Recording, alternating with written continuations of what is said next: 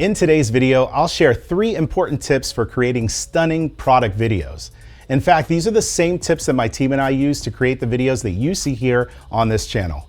Without wasting any time today, let's get into the first tip, which is to use a good macro lens. For the sake of this video, let's say I was making a video talking about the ZV-E10. The first thing that I like to do is to capture the details of what this camera offers. That means getting close-ups of the buttons and dials, maybe some close-ups of the sensor, maybe even the texture of the grip. If you're shooting a video about a product of whatever kind or sort, using a high quality macro lens like the Sony 90mm f2.8G will help give viewers of your video more insight into what the product you're recording actually looks like, in a way that even your eyes might not be able to capture. This takes me to my next tip, which is to create a B-roll checklist.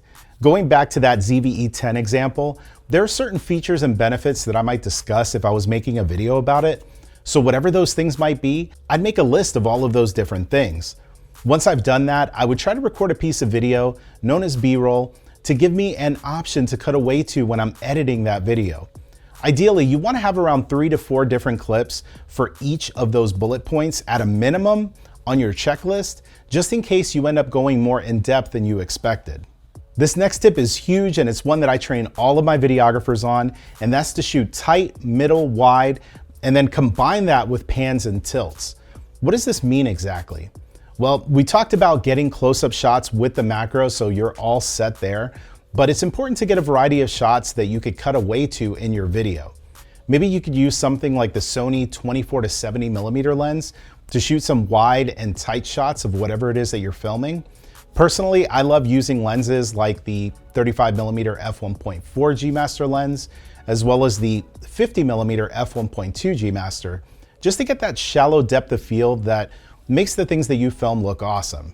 For each clip that you're filming, you want to shoot the same clip panning left, then right, then tilting the camera up slowly, and then back down slowly. I might even do the same camera movements at different speeds just to have some options in the final edit.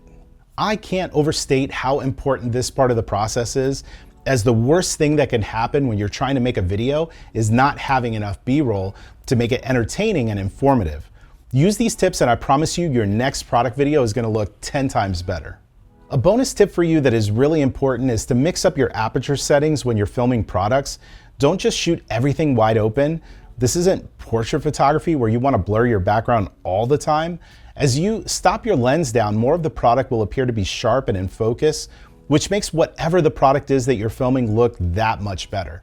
I typically shoot products around f5.6, but it always varies based on the product that I'm filming. With the 90G macro lens, I might even bring the aperture up even higher just to make sure that I get enough depth of field in my videos. With that said, leave a comment with your favorite product video tips and subscribe if you haven't already, as I have new videos coming up very soon. If you enjoyed this video, be sure to check out the playlist that you see here on the screen, and I'll see you next time.